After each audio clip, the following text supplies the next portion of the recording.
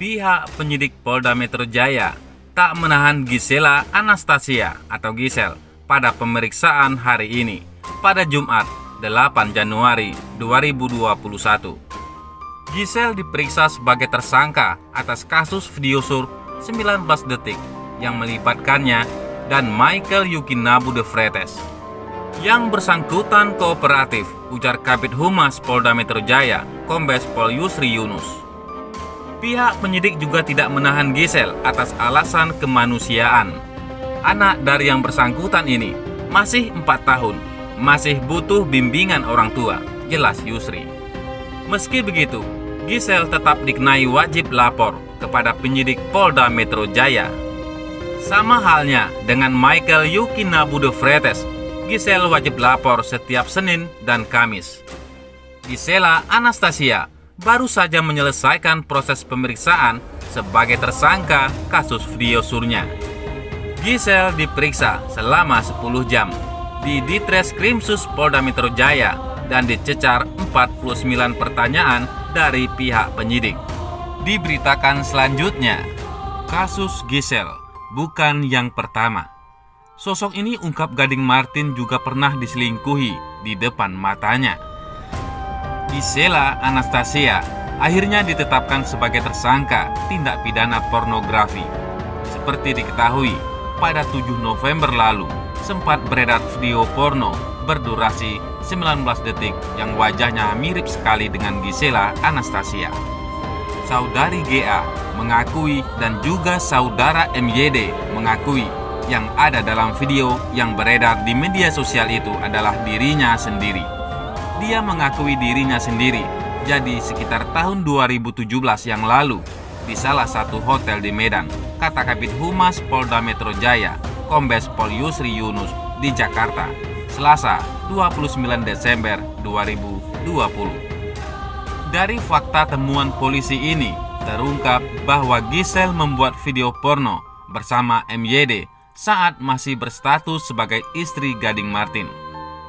Gisel dan Gading menikah pada tahun 2013 dan mengakhiri biduk rumah tangganya pada awal tahun 2019.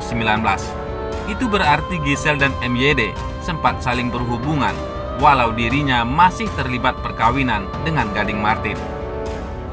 Namun sebelumnya pernah juga terungkap fakta kalau kasus Gisel ini bukan yang pertama dialami Gading Martin. Gading ternyata juga pernah diselingkuhi di depan matanya.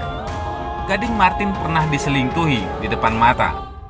Sebelum menikahi Gisela Anastasia, Gading Martin diketahui sempat menjalin hubungan dengan beberapa wanita. Salah satunya adalah Astrid Tiar.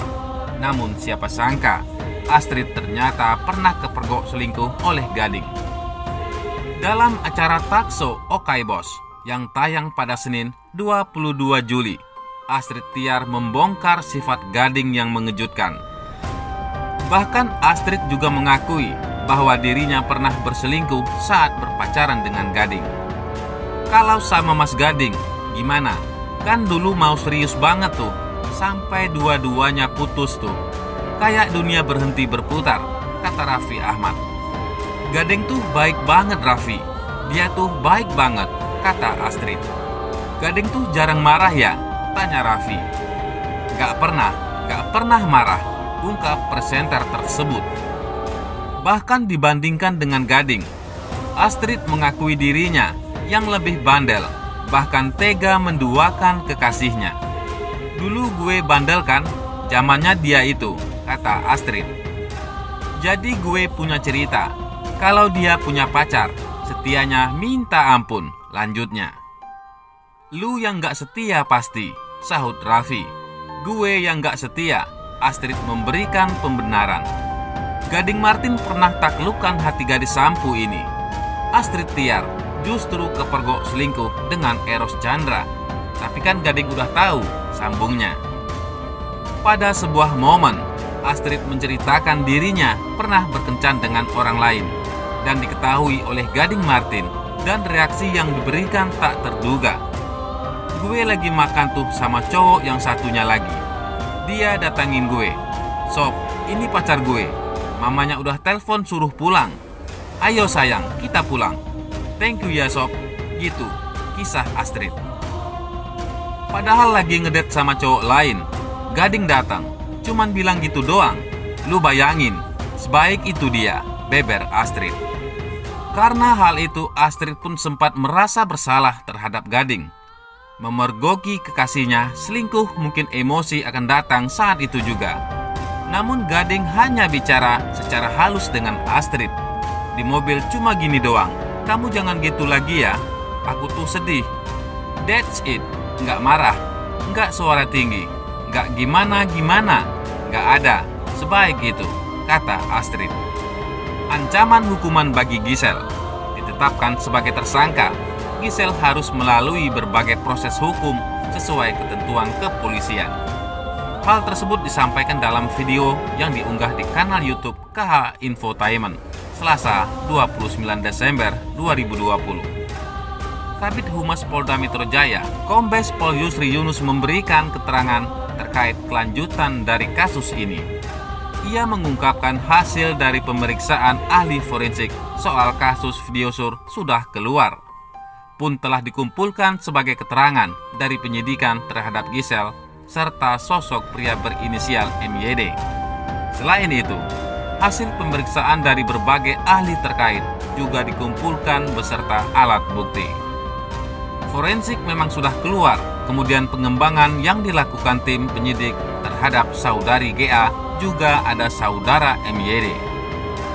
Ada beberapa pengumpulan alat bukti yang lain, termasuk petunjuk, keterangan saksi ahli, juga keterangan dari saudari GA dan MYD, tutur Kombes Pol Yusri. Dalam beberapa kali pemeriksaan, baik Giselle dan MYD mengakui bahwa keduanya yang menjadi pemeran dalam video sur. Hal ini dikuatkan dengan hasil para ahli forensik serta IT yang memeriksa video tersebut. Saudari GA mengakui dikuatkan lagi dengan ahli forensik dan IT yang ada.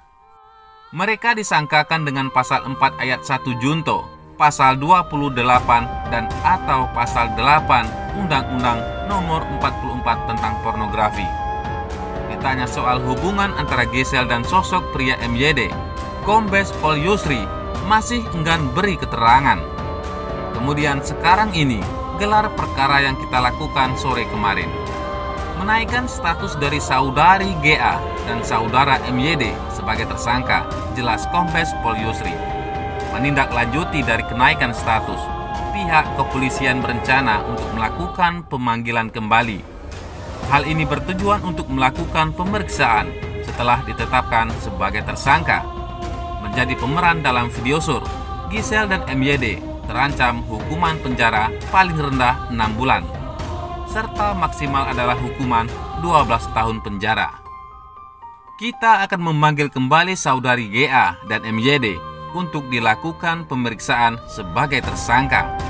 Paling rendah 6 bulan, paling tinggi adalah 12 tahun penjara, imbuhnya. Bagaimana menurut pendapat Anda?